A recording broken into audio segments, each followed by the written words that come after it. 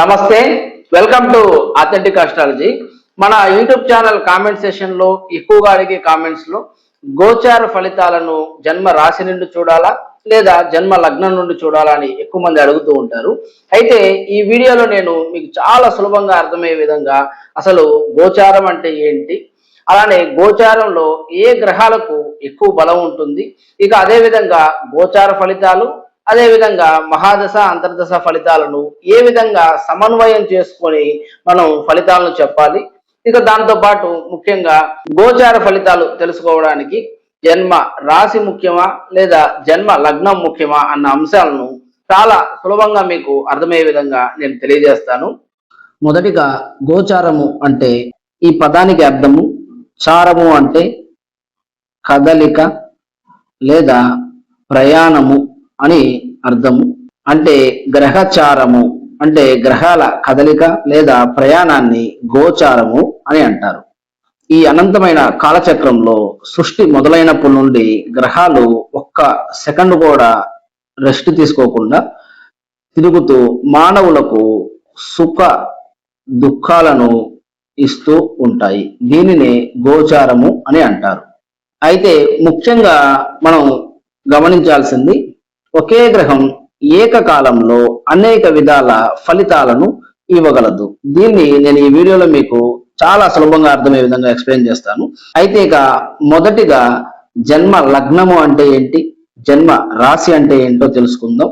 జన్మ లగ్నము, లగ్నము అంటే దీనికి టెక్నికల్గా ఇంగ్లీష్లో అయితే రైజింగ్ సైన్ అని, ఇక అదేవిధంగా తెలుగులో తూర్పు దిశలో ఉదయిస్తున్నటువంటి రాశి అని అంటారు. అయితే వాస్తవంగా లగ్నము అంటే ఏంటి అంటే, ఒక జీవి ఏ సమయంలో పుట్టినట్లయితే తత్కాలిక గ్రహ స్థితులను బట్టి తన ప్రారబ్ధ కర్మను అనుభవించే విధంగా, అంటే ఎంత పాళ్ళు సుఖాన్ని ఎంత పాళ్ళు దుఃఖాన్ని,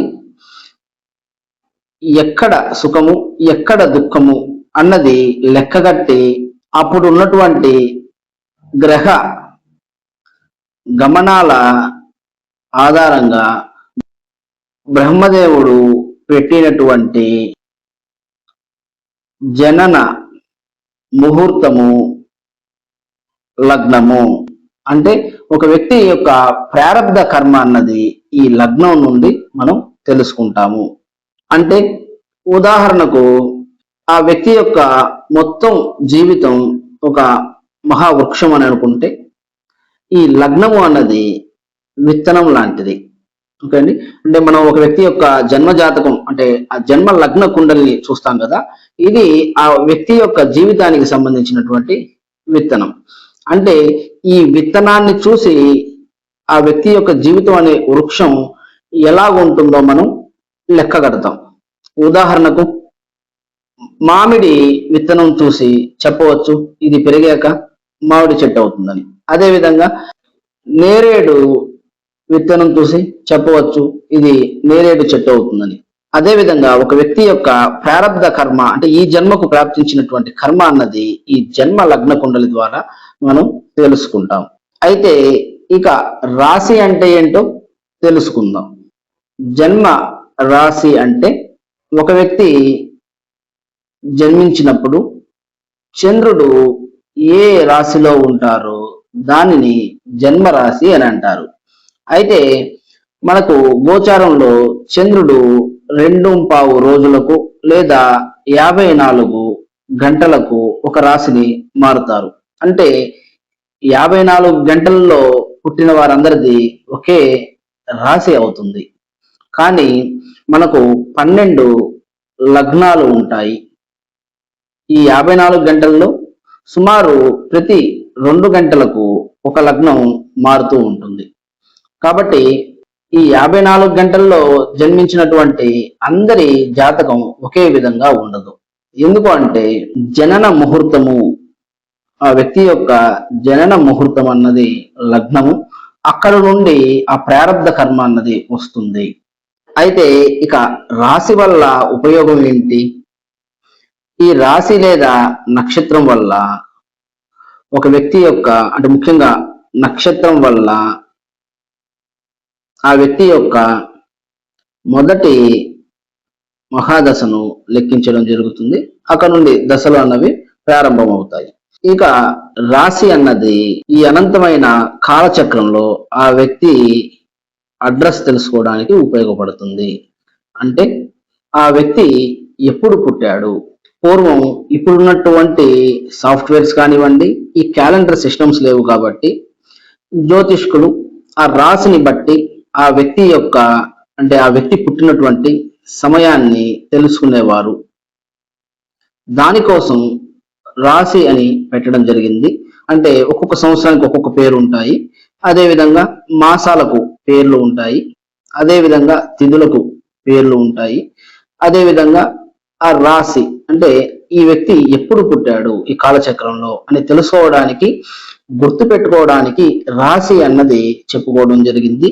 అయితే జ్యోతిష శాస్త్రంలోని సూక్ష్మాలు అంతరించిపోవడం వల్ల ప్రస్తుత కాలంలో లగ్నం కన్నా రాశికి ఎక్కువ ప్రాముఖ్యత ఇస్తున్నారు. కానీ వాస్తవానికి ఒక వ్యక్తి యొక్క ప్రారంధ కర్మ జన్మ లగ్నం నుండి ఆధారపడి ఉంటుంది. ఇంకా అర్థమయ్యే విధంగా చెప్పాలి అంటే ఒక వ్యక్తి మకర లగ్నంలో జన్మించారు. అయితే ఆ వ్యక్తి జన్మించినప్పుడు చంద్రుడు మేషము అనే ప్రదేశంలో ఉన్నారు. అంటే ఖగోళాన్ని అంటే భూమి ఆధారంగా ఉన్నటువంటి ఖగోళాన్ని 12 భాగాలుగా ఆ శక్తి క్షేత్రాలను బట్టి దానిని విభజించడం జరిగింది. ఆ మేషము అనే ప్రదేశంలో అంటే ఆ ప్లేస్ లో ఆ 12 భాగాల్లో ఒక భాగమైనటువంటి మేషము అనేటువంటి ఆ 30 డిగ్రీలలో చంద్రుడు ఉండడం వల్ల వారిది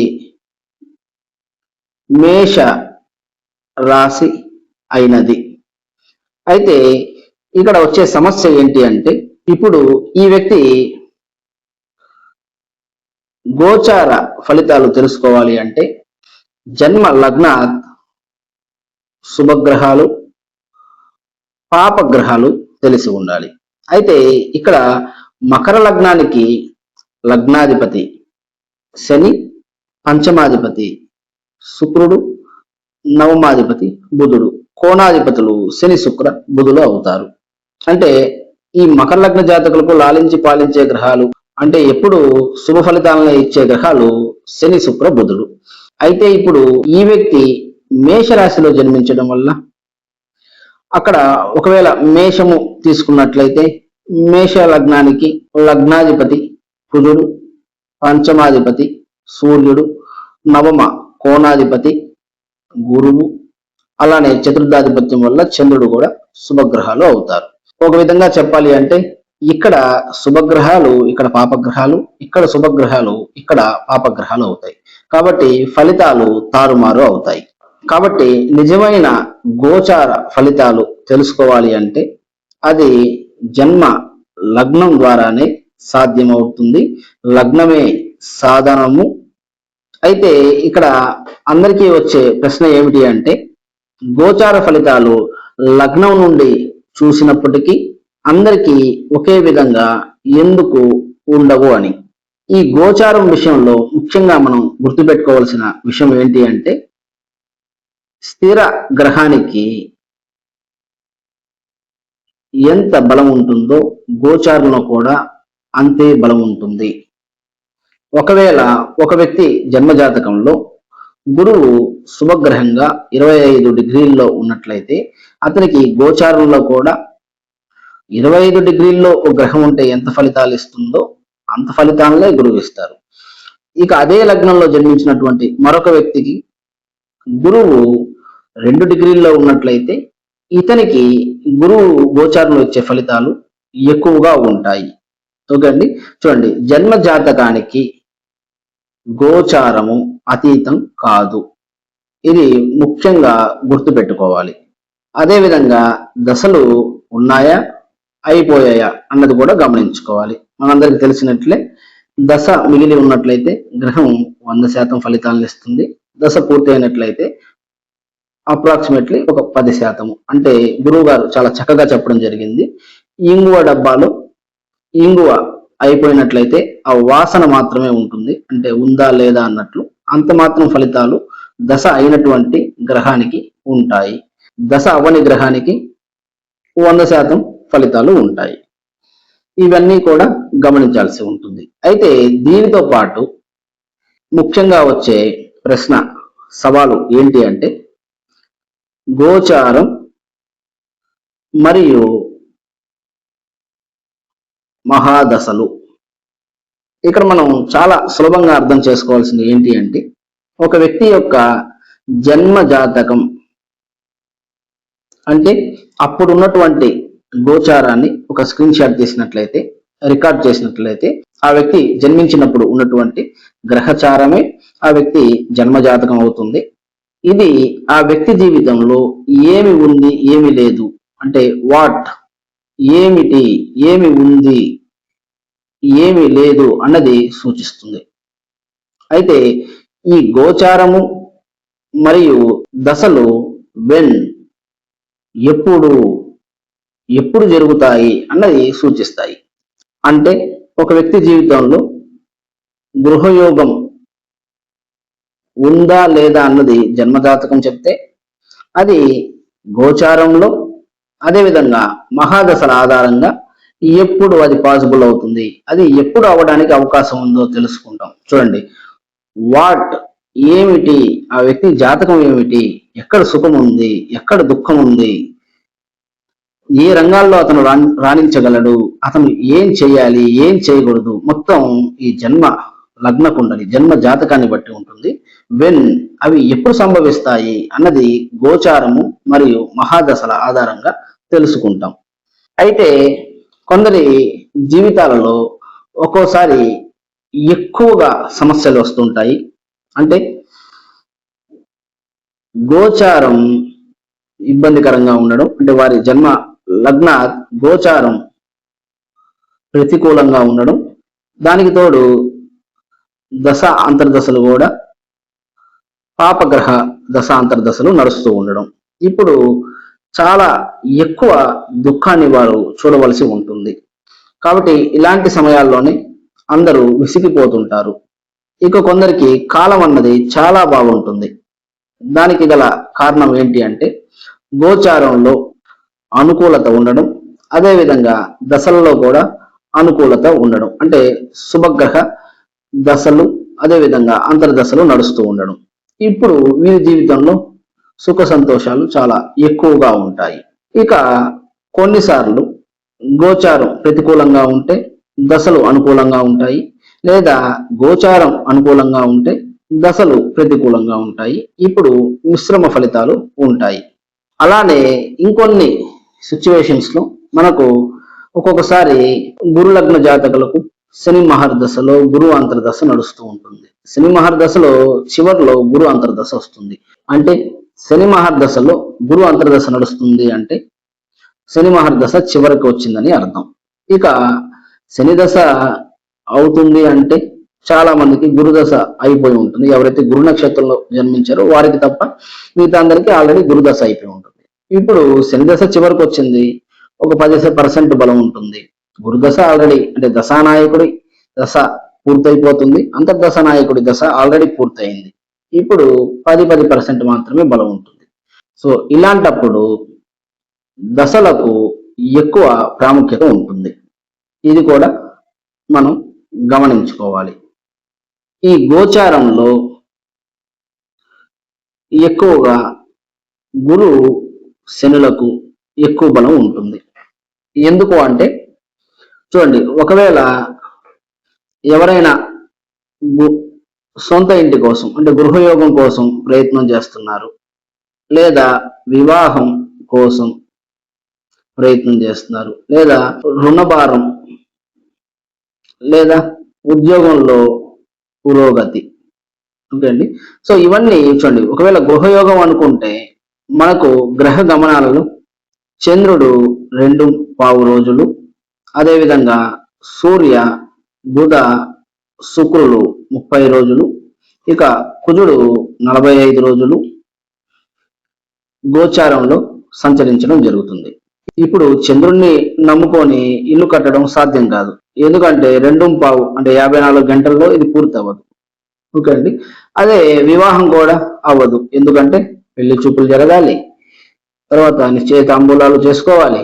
ఓకే అండి. వారికి వీరు వీరికి వారు నచ్చాలి, తర్వాత ఒక రోజు ఆ ముహూర్తం పెట్టుకోవాలి. ఇదంతా లాంగ్ ప్రాసెస్. అసలు చాలా సంబంధాలు చూడాలి దానికన్నా ముందు. ఓకే, వివాహానికి బలం రావాలి. ఓకేనా. సో అందుకని గోచారంలో స్థిరంగా ఎక్కువ రోజులు ఒకే భావాన్ని ఎక్కువ రోజులు ప్రభావితం చేసే శక్తి ఈ గురు శనులకు ఉంటాయి. గురువు 12 నెలలు లేదా 1 సంవత్సరం, ఇంకా అదేవిధంగా శని 30 నెలలు లేదా 2.5 సంవత్సరాలు ఒకే భావాన్ని ప్రభావితం చేయగలరు. కాబట్టి గోచారంలో ముఖ్యమైన పనులకు గురు శనులకు ఎక్కువగా బలం అన్నది ఉంటుంది.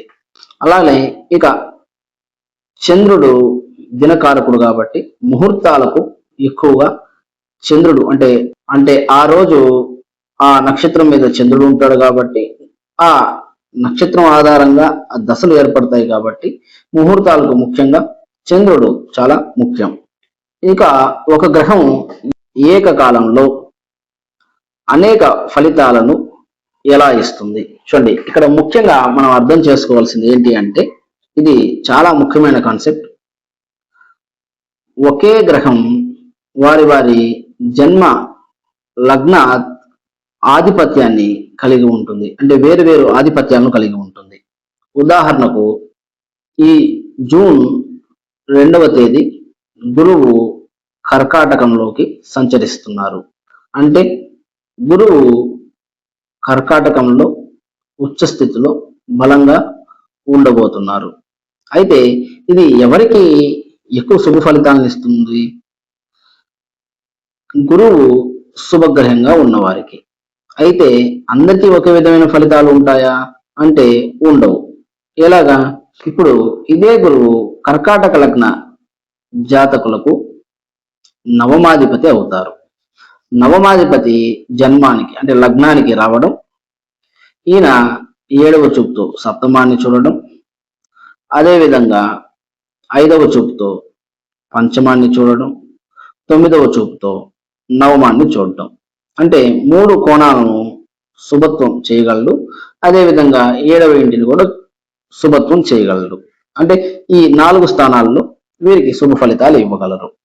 ఇక దానికి తోడు గురువు నవమాధిపతి కదా, కాబట్టి ఎక్కువగా శుభకార్యాలు చేసే బలం ఉంటుంది. ముఖ్యంగా సప్తమాన్ని నవమాన్ని ఒకేసారి చూడగలడు కాబట్టి ఈ కర్కాటక లగ్న జాతకులకు ఈ సమయం ఎక్కువగా వివాహానికి అనుకూలంగా ఉంటుందని చెప్పవచ్చు. ఇక ఇదే గురువు సింహ లగ్నానికి పంచమాధిపతి అవుతారు. చూడండి, ఇక్కడ ఆధిపత్యం మారింది. గ్రహం ఒకటే, ఆధిపత్యం మారింది. ఎక్కడికి వస్తున్నారు? వ్యయానికి వస్తున్నారు. అంటే 12వ ఇంటికి వస్తున్నారు. కాబట్టి సద్వ్యయ సద్వినియోగ సదుపయోగాలు చేయిస్తారు. ఇక 5వ చూపుతో 4వ ఇంటిని చూస్తారు. అంటే స్థిరాస్తులలో లాభాలు, ఓకే అండి, గృహయోగము, అదేవిధంగా కుటుంబ సభ్యుల మధ్య మంచి అన్యోన్యత ఇలాంటివి ఉండడానికి అవకాశాలు ఉంటాయి. ఇక 7వ చూపుతో 6వ ఇంటిని చూస్తారు. రుణ బాధలు, శత్రు బాధలు, ఆరోగ్య సమస్యలకు మంచి ఉపశమనంగా ఉంటుంది. ఇక అష్టమాన్ని చూస్తారు. జయక్షేత్రం బలపడుతుంది. చూడండి, ఇక్కడ పంచమాధిపతి అష్టమాన్ని చూడడం వల్ల మంచి ప్రతిభావంతులుగా గుర్తింపు తెచ్చుకోవడానికి కూడా ఈ సమయం బాగుంటుంది. అదేవిధంగా ఈ లగ్నానికి అష్టమాధిపత్య దోషం ఉండదు. అష్టమాధిపతి శుభగ్రహంగా అష్టమాన్ని చూస్తారు, ఇంకా కలిసి వస్తుంది. చూడండి, ఫలితాలు ఆ ఆధిపత్యాన్ని బట్టి మారిపోతూ ఉంటాయి. గ్రహం కామన్ గా ఉంటుంది. గ్రహానికి ఉన్నటువంటి ఆధిపత్యాలు మారుతూ ఉంటాయి. దాన్ని బట్టి గోచారంలో ఫలితాలు మారుతూ ఉంటాయి. ఇది ముఖ్యంగా గమనించాల్సి ఉంటుంది. ఇదండి ఈరోజు వీడియో. ఈ వీడియోలో మీకు ఇంకేదైనా డౌట్స్ ఉన్నా మీరు కామెంట్ సెషన్ లో కామెంట్ చేయొచ్చు. నా ఫ్రీ టైంలో మీ ప్రతి కామెంట్ కి నేను రిప్లై ఇస్తాను. ఇక అదే విధంగా మీలో ఎవరైతే మీ పర్సనల్ కన్సల్టేషన్స్ తీసుకోవాలనుకుంటున్నారో మీరు కూడా మమ్మల్ని కాంటాక్ట్ చేయొచ్చు. ఇక అదే విధంగా ఎవరైతే లాజికల్ గా ఆస్ట్రాలజీ నేర్చుకోవాలనుకుంటున్నారో మీరు కూడా మమ్మల్ని కాంటాక్ట్ చేయొచ్చు. Thank you so much for watching this video.